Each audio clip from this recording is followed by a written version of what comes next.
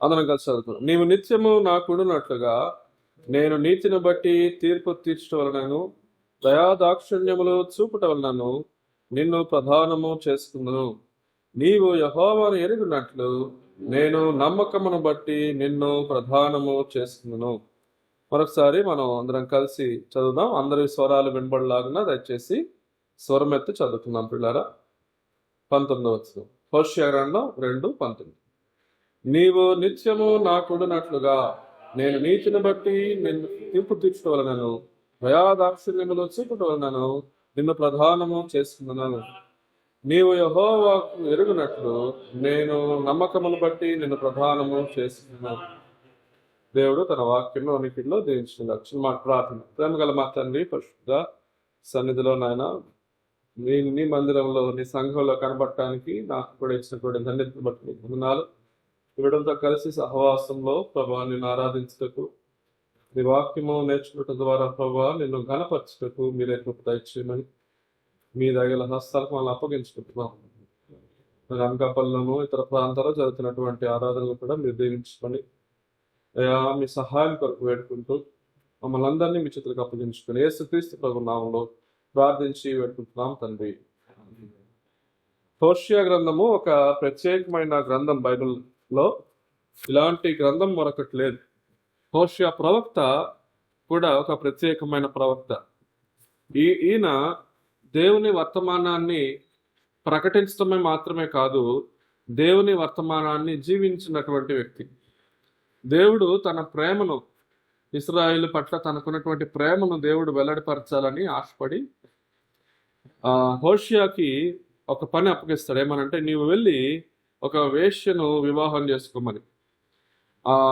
అప్పుడు వెళ్ళి హోషేయ వివాహం చేసుకుంటాడు ఒక వేశ్యను.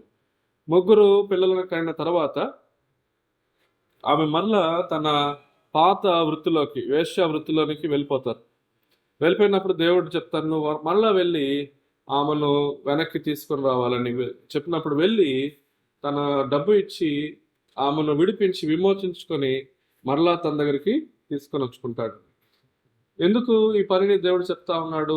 ప్రవక్తలందరికీ ఇట్లా చెప్పలేదు, కేవలం హోషేయకి ఎందుకు చెప్పాడంటే, దేవుని ప్రేమ ఎట్లా ఉందో ఇశ్రాయేల్ పట్ల, ఇశ్రాయేల్ యొక్క నమ్మకత్వము ఏ స్థాయిలో ఆగిపోయిందో దేవుని పట్ల, ఇది దేవుడు వారికి వివరించాలని అనుకున్నాడు పిల్లారా. ఈ గ్రంథంలో మనకి ప్రత్యేకమైన మాటలు దొరుకుతాయి దేవుని ప్రేమ గురించి. దేవుని ప్రేమ అత్యద్భుతంగా మరి వివరించబడినటువంటి ఒక గ్రంథము హోషేయ గ్రంథం. మనండి హోషేయ గ్రంథం 2వ అధ్యాయంలో మనం 4వ వచనంలో ఒక మాట చదువుతాం. హోషేయ గ్రంథం 2:4. ఆయన ఏమంటాడంటే, దాని పిల్లలు జార సంతతి అయి ఉన్నారు. చాలు థ్యాంక్ యూ. ఈ ఇశ్రాయేల్ యొక్క స్థితిని దేవుడు చూసి ఏమంటున్నాడంటే, నీవు జార స్థితిలో ఉన్నావు, నీవు వేశ్యత్వంలో ఉన్నావు. ఇశ్రాయేలును దేవుడు ఎలా చూస్తా ఉన్నాడంటే, ఒక వేశ్యగా చూస్తా ఉన్నాడు. నిజమే, మనము పాపంలో ఉన్నప్పుడు మన జీవితం దేవుని దృష్టికి ఒక వేశ్యతగానే కనబడింది, ఒక వేశ్య జీవితం. ఎందుకు మరి పాపం చేసేటువంటి వారిని వ్యభిచారులుగా దేవుడు ఎందుకు పిలుస్తా ఉన్నాడు అనంటే, పాపం చేసినప్పుడు వేశ్య అంటే ఏంటి? వ్యభిచారి ఎవరంటే, తన భర్త ఉండగా వేరొక వ్యక్తిని ప్రేమించే ఆమెను వేశ్య అంటారు. మీకు అర్థమవుతుంది? తన భర్త ఉండగా అంటే భర్తకి ఏం చెప్తా ఉందంటే, నీకంటే నాకు ఆయన అంటేనే ఎక్కువ ప్రేమ అని తాను చెప్పి నమ్మకత్వాన్ని కోల్పోతా ఉంది. ఎందుకు దేవుడు వైవాహిక అసలు వ్యవస్థను దేవుడు స్థాపించారు ఈ భూమి మీద అంటే, మన దేవునికి మనకి ఉన్నటువంటి ఆ సంబంధాన్ని ఒక చిత్ర రూపంగా లేక ఒక ప్యారబుల్గా, ఒక ఉపమానముగా దేవుడు వివాహ బంధాన్ని భూమి మీద ఉంచారు. నిజమే, మనము కూడా దేవునికి వ్యతిరేకంగా పాపం చేస్తున్నప్పుడు అది ఒక వేశ్యతరముగానే దేవుడు చూస్తా ఉన్నాడు. ఎందుకని? మనం పాపం చేస్తున్నప్పుడు ఏం చెప్తున్నామంటే దేవునికి, దేవా నీకంటే నాకు ఇదంటేనే ఎక్కువ ప్రేమ, నాకు ఇదంటే ఎక్కువ ఇష్టం. కోపము ఒక వేశ్యత్వం. ఎందుకనంటే, ప్రభువా నువ్వు కోపగించుకోవద్దని చెప్పినా, తగ్గించుకోమని చెప్పినా, నా కోపం అంటేనే నాకు ఎక్కువ ఇష్టం, నా అధికారం నేను చలాయించాలని చెప్పి దేవునిని మనం విడిచి వేరొకరిని మన పాపమును హత్తుకుంటున్నాం. అదేంటది? ప్రేమ, ద్వేషము లేక వేశ్యత్వం. ఈ విధంగానే చూస్తే ఆ దావీదు చేసిన పాపం గురించి మనం ఆలోచన చేస్తే 51వ కీర్తనలో దావీదు ఏం పాపం చేశాడు? వ్యభిచారం చేశాడు, బత్షెబతో ఊరియాని చంపించాడు. కానీ 51వ కీర్తన అంతా మీరు చదవండి, అక్కడ ఒక్క మాట అయినా కూడా వ్యభిచార పాపం నేను చేశానని చెప్పడు. ఒక్కసారి కూడా నేను హత్య చేశాను ప్రభా నన్ను క్షమించండి అని చెప్పడు. ఆయన పాపం గురించి మాట్లాడినప్పుడు ఏమంటాడంటే, దేవా నీకు కేవలం నీకే విరోధముగా నేను పాపం చేశాను అంటాడు. నిజానికి ఎవరికి విరోధంగా పాపం చేశాడు? బత్షెబాకు విరోధముగా. ఇంకెవరికి? ఊరియాకి విరోధముగా. బత్షెబా తల్లిదండ్రులకు, ఊరియా తల్లిదండ్రులకు, వీరికి విరోధముగా పాపం చేసినప్పటికీ దావీదుకు అర్థమైన విషయం ఏంటంటే, ప్రభువా నేను వీరికి వ్యతిరేక పాపం చేసినప్పటికీ అసలు నా పాపం ఎవరికి వ్యతిరేకంగా ఉంది? నీకు వ్యతిరేకంగా. ఎందుకంటే నేను నిన్ను విడిచి ఈ నా శారీరక కోరికలను ప్రేమించాను, నిన్ను విడిచి నా మంచి పేరు నేను ప్రేమించి ఊరియాని హత్య చేయించాను. అందుకనే సపేలు కుమారుడు తిరిగి వచ్చినప్పుడు ఏమంటాడు? నీకును దేవునికి నీ విరోధముగా, పరలోకానికి విరోధముగా నేను పాపము చేసింది. ప్రతి పాపము కూడా దేవునికి విరోధమైనదే. పిల్లరా, ఈ రోజున మనం ప్రభు సన్నిధిలో ఒకవేళ మన పాపాలు క్షమించబడకపోతే అది ఏ పాపమైనా దేవుడి దృష్టికి ఎలా కనబడుతున్నామండి? ఒక వ్యభిచారిగానే కనబడతా ఉన్నాం. దేవుడు మనల్ని ప్రేమించి మన దగ్గరకు వస్తాడు. 6వ వచనం చూస్తే, 6వ వచనంలో ముండ్ల కంచె, తను చదువుదాం కలిసి, ముండ్ల కంచె దాని మార్గములకు అడ్డముగా వేయుదును, దాని మార్గమును దానికి కనబడకుండా గోడ కట్టుదును. ప్రేమించిన దేవుడు ఏం చేస్తాడు అంటే, మొదట ముండ్ల కంచెను అడ్డముగా పెడతా ఉన్నాడు, గోడను అడ్డముగా కడతా ఉన్నాడు. కాబట్టి మీరు రాసుకుంటున్న వాళ్ళు ఏం రాసుకోవాలంటే, ముండ్ల కంచెను వేసే ప్రేమ. ఏ ప్రేమ ఇది? ఇదేం ప్రేమ అండి బాబు? ప్రేమ అంటే ఏం చేయాలి? ముండ్ల కంచెను తీసివేయాలి కదా. ఈ ప్రేమ ఏ ప్రేమ? ముండ్ల కంచెను వేసే ప్రేమ. రెండోది ఏంటి? గోడ కట్టే ప్రేమ. ఏ ప్రేమ ఇది? అడ్డుగోడలను తీసేసేది కాదు. దేవుడు ప్రేమించి ఏం చేస్తాడంట? నేను దాని మార్గములకు అడ్డుగా గోడ కట్టుదును. దేవుని ప్రేమ మన ఆలోచనకు అందనిది. మన జీవితాల్లో అనేక మార్లు దేవుడు ముండ్ల కంచెను వేయలేదా? మన జీవితాల్లో అనేక మార్లు దేవుడు గోడను కట్టలేదా? మన దారిలో మనం పరిగెత్తి వెళ్ళిపోతా ఉన్నప్పుడు, పారిపోతా ఉన్నప్పుడు ముండ్ల కంచెను వేసినటువంటి ప్రేమ. ఎందుకనంటే మనము దేవుని ప్రేమించక ఇతరులను ప్రేమించేటువంటి వారముగా ఉంటా ఉన్నాం. రండి 9వ వచనం చూద్దాం. మరలా ఇంకొక మాట 9వ వచనంలో, కాబట్టి నా ధాన్యమును, అందరం కలిసి 9, నా ధాన్యమును నా ద్రాక్షారసమును వాటి వాటి కాలములు అయ్యాక దీని వద్ద నుండి తీసివేసేదను. చాలు. ఏం తీసేస్తారంట? ధాన్యమును ద్రాక్షారసమును. ఇప్పుడు ఏ ప్రేమను రాసుకోవాలి?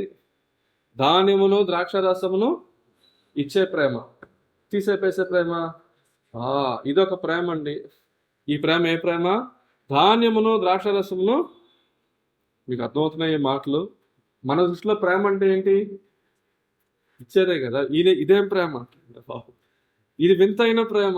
అందుకనే పాట పాడుకుంటేమని, వింతైన ప్రేమ, చిత్రమైన, ఆశ్చర్యకరమైన, నిజముగా ఆశ్చర్యం కలిగించే ప్రేమ. నా ధాన్యమును నా ద్రాక్షారసం ఏం చేస్తున్నాడంట? 12వ వచనం, ఇవి నా విటకాండ్రులు నాకు ఇచ్చిన జీతం అని అది తన ద్రాక్ష చెట్లను గూర్చి, అంజూరపు చెట్లను గూర్చి చెప్పినది కదా. నేను వాటిని లయపరుతును. అండర్లైన్ చేయండి. లయపరుతును. అడవి జంతువులు వాటిని భక్షించినట్లు వాటిని అడవి వలె చేతును. ఇప్పుడు రాసుకోవాలి 4వది. ఏం ప్రేమ ఇది? లయపరచే ప్రేమ. దేన్ని లయపరుస్తాడట? ద్రాక్ష చెట్లను, అంజూరపు చెట్లను ఏం చేస్తారంట? లయపరుస్తాను.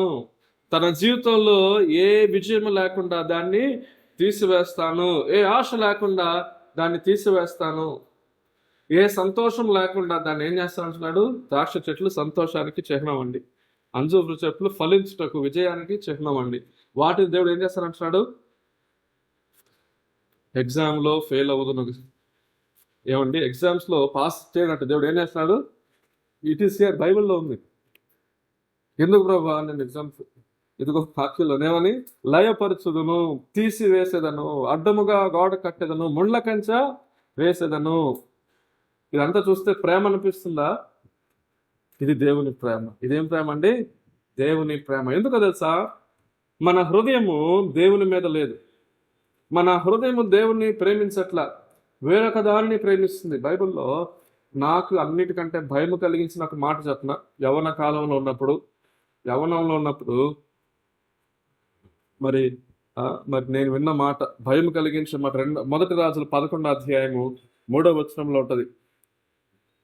మొదటి రాజులు 11:3. సొలొమోను ఇంతమంది భార్యలు, ఇంతమంది ఉపపత్నులు కలిగి ఉన్నాడని 700, 300 సంఖ్య ఏదో ఉంటుంది. దాని తర్వాత ఒక మాట ఉంటుంది, మొదటి రాజులు 11:3. తీసి చదువుదాం ఒకసారి. అతనికి 700 మంది భార్యలు. చూసారా? 11వ అధ్యాయం 3వ వచనం. యవనస్తి కొంతమంది తీస్తున్నారు. మొదటి రాజులు 11:3. Right, thank you. 700 మంది భార్యలు, 300 మంది ఉపపత్నులు ఉండేది అమ్మా. తర్వాత అతని భార్యలు అతని హృదయమును త్రిప్పివేసి, అయిపోయింది. అతని భార్యలు అతని హృదయం ఏం చేశారంట? దావీదుకి ఏం పేరండి? ఇతడు నా హృదయానుసారుడు. దావీదు కుమారుడు కూడా హృదయానుసారుడు అవ్వాలిగా. అతని హృదయాన్ని తిప్పివేసింది ఎవరంట? పాపము. ఇక్కడ తప్పు భార్యలు కాదండి. ఆ భార్యలే హృదయాన్ని తిప్పి, భార్యల మీద కోపడదు, భార్యలుగా. ఇక్కడ సమస్య ఏంటి? ఆ భార్యల స్థానంలో ఏదైనా కూడా, మన ఫోనే కావచ్చు, ఇది అతని హృదయం ఏం చేసింది? తిప్పివేసి. ఇక్కడ హోషేయ గ్రంథంలో వారి హృదయం త్రిప్పివేయబడింది. వారి హృదయము కోరుకుంటుంది చేరుకోకుండా అడ్డుగా గోడ కడుతున్నాడు. వారి హృదయము కోరుకుంటుంది మార్గంలో వెళ్లకుండా ముళ్ళ కంచె వేస్తున్నాడు. వారి హృదయము కోరుకుంటుంది దేవుని కాదు గనుక వాటిని తీసివేస్తున్నాడు, లయము చేస్తా ఉన్నాడు. గనుక ఎలాంటి ప్రేమను చూసాం? ముళ్ళ కంచె వేసే ప్రేమ, ఇంకా అడ్డుగా గోడ కట్టే ప్రేమ, ఇంకా ధాన్యము ద్రాక్షరసం తీసివేసే ప్రేమ, అసలు ద్రాక్ష తోటలని అంజూరపు చెట్లను ఏం చేసే ప్రేమ? లయపరిచే ప్రేమ. అంతటితో ఆగిపోలేదు. 14వ వచనము అమేజింగ్, ఆశ్చర్యకరమైన ప్రేమ. చదువుదాం కలిసి. పిమ్మట దానిని ఆకర్షించి అరణ్యంలోనికి కొనిపోయి అక్కడ దానితో ప్రేమగా మాట్లాడు. అదండి ప్రేమ. ఏం చేస్తాడంట దేవుడు? పిమ్మట, తర్వాత దానిని ఆకర్షించి ఎక్కడ తీసుకెళ్తాడంట? అరణ్యంలోనికి తీసుకెళ్ళి వెళ్ళి. అరణ్యం అంటే ఏంటి? నేను వచ్చిన అరణ్యంలో నుంచి, డెజర్ట్. అక్కడ ఏమి ఉండదు, ఎడారి. నిజంగా ఎడారి చూస్తే దాని సంగతి అర్థం ఉంది. వెళ్ళాను ఒకసారి, అంటే ఆఫీస్ క్యాంప్లో వెళ్ళినప్పుడు ఆయిల్ని అక్కడ డ్రిల్ చేస్తారన్నమాట. ఆయిల్ డ్రిల్లింగ్ సైట్కి వెళ్ళాం. రోడ్డు నుంచి లోపలికి వెళ్ళిపోవాలి. అక్కడ రోడ్డు ఏమి ఉండదు, ఎడారిలో వెళ్ళిపోవటమే. అక్కడికి వెళ్ళి చూస్తే మధ్యలో క్యాంప్ వేస్తారు. అంటే కంటైనర్లు ఉంటాయి. కంటైనర్లో మేము నైట్ పడుకోవాలి. అక్కడ వాళ్ళు ఉంటారు కొంతమంది. దూరంలో రిగ్ ఉంటుంది. రిగ్కి 4 కిలోమీటర్ల దూరంలో మనుషులందరం, మేము అక్కడ పనిచేసే వాళ్ళు నివసించే క్యాంప్ ఉంటుంది. అక్కడ మేము నైట్ పడుకున్నాం. మార్నింగ్ లేచి బయటకు వచ్చాను. వెలుతురులో చూస్తే కనుచూపు మేరలో ఏంటి, చుట్టూ హొరైజన్ చూస్తే మొత్తం ఒక సర్కిల్, ప్లెయిన్, బోడిగుండులు అంటారు. ఏమీ లేదు. ఒక్క చెట్టు కానీ, ఒక కొండ కానీ, ఒక మనిషి కానీ, ఒక ఊరు కానీ ఏమి కనబడదు. కనుచూపు మేరకు ఇసుకే. ఆ ఇసుక, రాళ్ళు అవే. కానీ అరణ్యంలో ఏముంటుందండి? ఏముండదు. దేవుడు ఎక్కడ తీసుకెళ్ళాలంటే ఈ ప్రేమ. ఏ ప్రేమ? అరణ్యంలోనికి తోలిన ప్రేమ కాదండి. అరణ్యంలోనికి పంపిన ప్రేమ కాదు. అరణ్యంలోనికి ఏం చేస్తారంటే దేవుడు పిమ్మట దాన్ని ఆకర్షించి అరణ్యంలోనికి కొనిపోయి. అంటే అర్థం ఏంటి? పంపిస్తాడా? తీసుకువెళ్తాడంట. ఎక్కడ తీసుకెళ్తాడంట? అది కూడా ఎలా తీసుకెళ్తాడు? మెడకి తాడు కట్టి అని తీసుకెళ్తాడు. ఎక్కడ తీసుకెళ్తాడు? ఆకర్షించి అరణ్యంలో తీసుకువెళ్ళి అక్కడ దానితో ఏం చేస్తాను? ప్రేమగా. మనం అడుగుతాం, ప్రభువా ఇక్కడే ప్రేమగా మాట్లాడచ్చు కదా. కానీ ఆ పరిస్థితిలో ప్రభు మాట్లాడిన మనము వినే స్థితి మనకు ఉండదు. ఎందుకని మన చుట్టూ ఇన్ని ఉన్నాయిగా, వాటిని అడ్డుగోడ కట్టాలి, ముళ్ళ కంచె వేయాలి, లయం చేయాలి, తీసివేయాలి. అప్పుడు మనల్ని ఎక్కడ తీసుకువెళ్ళాలి? అరణ్యంలో తీసుకువెళ్ళాలి. అక్కడ మనతో ప్రభు ఏం చేస్తారంట? ప్రేమగా ఒంటరితనంలో, ఓటమిలో, ఫెయిల్యూర్లో దేవుడు ఏం చేస్తాడు? ప్రేమగా మాట్లాడతాడు. అరణ్యంలోనికి కొనిపోయి, దేవుడు మనల్ని అరణ్యంలోనికి కొనిపోయే దేవుడు. అక్కడ ఆయన ప్రేమను కనపరచు దేవుడు. అట్లాంటి ప్రేమను పొందుకున్న మనము దేవుణ్ణి స్తుతించాలి. రండి 15వ వచనం చదువుదాం. 15th verse, 15వ వచనం. అక్కడ నుండి, ఎక్కడి నుండి? అరణ్యంలోనే ఉండిపోతామా? కాదు. అక్కడ నుండి దాన్ని ఏం చేసి తోడుకొని వచ్చి దానికి ద్రాక్ష చెట్లను అదిగోండి వచ్చేసేది. మరలా తీసివేసింది ఏం చేశాడు దేవుడు? మరలా ఇచ్చాడు. ఆకోరు లోయను నిరీక్షణ ద్వారముగా చేసేదను. బాల్యమున ఐగుప్తు దేశంలో నుండి అది వచ్చినప్పుడు నా మాట వినినట్లు ఇచ్చట నుండి అది నా మాట వినును. వేశ్యను దేవుడు ఏమంటాడంటే, బాల్యమున నీవు ఉన్నట్లుగా నీవు నన్ను ప్రేమించేదాను అవుతావు. బాల్యం అంటే వివాహం కాకముందు కన్యకగా నీవు ఎట్లా ఉన్నావు అలా నువ్వు నన్ను ప్రేమిస్తావు అంటున్నాడు. ఏమండి, వేశ్య ఎప్పుడైనా కన్యకగా మారుతుందా? అవ్వదు కదా. ఒకసారి వేశ్య అయిపోతే ఏమైపోతుంది? అంతే, ఇక జీవితకాలం ఆ మచ్చలాగా ఉండవలసింది. ఎలాగవుతుందండి? మనుషులు ఎవరు చేయలేము. దేవుడు అంటున్నాడు, I will change you into virgin. నీ వేషత్వాన్ని నేనేం చేస్తాను? తుడిచివేసి, మార్చివేసి నిన్నొక నూతన పురుషుడిగా, as if you are a virgin. రక్షణ ఏంటండి? ఇది రక్షణ. గత జీవితాన్ని దేవుడు తుడిచివేస్తానంటున్నాడు. నీ నీ నీ మోహపు తలంపులను, నీ మోహపు చూపులను, నీ అబద్ధపు మాటలను, నీ అబద్ధ జీవితాన్ని నేను సమూలముగా తుడిచివేసి ఇదిగో నీకు ఒక కొత్త జీవితాన్ని ఇస్తున్నాను. You will become a virgin, a young girl again, pure, undefiled, ఏ మచ్చ, ఏ కలంకము లేని, ఎవరు ముట్టని కన్యకగా, బాల్యములో ఉన్నటువంటి ఒక కన్యకగా నిన్ను చేస్తుంది. ఇది ఎలా సాధ్యం? ఆకోరు లోయను దేవుడు ఎలా చేస్తాడంట? 15. ఆకోరు లోయను నిరీక్షణ ద్వారముగా. ఆకోరు అంటే ఏంటో తెలుసా? ఆకోరు అంటే శ్రమగల లోయ అని కింద ఉంది. శ్రమగల లోయ అది ఎక్కడ ప్రారంభమైందనంటే యెహోషువ గ్రంథం 7వ అధ్యాయంలో వచ్చేసి రాసుకునే మాటలు. యెహోషువ గ్రంథం 7వ అధ్యాయంలో ఆకాను పాపం చేసినప్పుడు, ఆకాను మీకు గుర్తున్నాడా? ఆకాను కొన్ని వస్త్రాలు తీసుకొని దాచిపెట్టుకొని యెరికోలో శకతమైన తీసుకొని పాపం చేస్తాడు. దానివల్ల ఇశ్రాయేల్ ప్రజలందరూ ఓడిపోతారు. ఆకానును బయటకు తీసుకొచ్చినప్పుడు ఆకాను దేవుడు చెప్తాడు, ఒక లోయలో వేసి ఆకాను అతని కుటుంబాన్ని, అతని పిల్లలను, అతను పశువులన్నిటిని తీసి అతని రాళ్లతో కొట్టి చంపి మంటలతో కాల్చివేయమంటారు. ఆ లోయ పేరు ఏంటో తెలుసా? ఆకోరు లోయ. ఆ లోయ పేరేంటి? బైబిల్లో అక్కడ ఒక్క చోట ఉంది, మరొకసారి. ఆకోరు లోయ. ఆకోరు లోయ అంటే ఏ లోయ? అది శిక్ష విధించబడిన స్థలము. ఆకోరు స్థలం ఏంటండి? శిక్ష విధించబడిన స్థలం. ఇప్పుడు మనకు తెలుసు శిక్ష విధించబడిన స్థలం మనకేంటి? మన శిక్ష ఎక్కడ విధించబడింది? కలువరి శిలువలో. కనుక ఆకోరులో ఎట్లా కనబడతా ఉందండి? మనుషులందరి మీద పడవలసినటువంటి శిక్ష అక్కడ కలువరి శిలువలో యేసు ప్రభువు వారు పొందుకున్నారు, ఆయన భరించారు. కాబట్టి శిక్ష విధించబడిన స్థలము ఇప్పుడు ఎలా మారుతుందంట? నిరీక్షణ ద్వారం. చెప్పండి, ఎట్లా మారుతుంది ఇది? Door of hope. వేశ్య కన్యకగా మారటానికి, పాపములో ఉన్న వ్యక్తి నీతిమంతుడిగా మారటానికి నిరీక్షణ ద్వారం ఎక్కడండి? కలువరి సిలువలో. The cross is the door of hope. Calvary సిలువ నిరీక్షణ ద్వారముగా ఉంటా ఉంది. పిల్లరా, ఇది గొప్ప భాగ్యము. ఇది అతి గొప్ప భాగ్యమై ఉంటుంది మన జీవితాలకు. ప్రభుని మనం స్తుతించుతాం. ప్రభువా, నా జీవితాన్ని నీవు మార్చివేశావు. నన్ను వేశ్యగా ఉన్నటువంటి నన్ను, నా పాపం అంతటిని ప్రభా నువ్వు తుడిచివేసి, కడిగి వేసి నీ సన్నిధిలో నీతిమంతుడిగా నిలవబెట్టావు.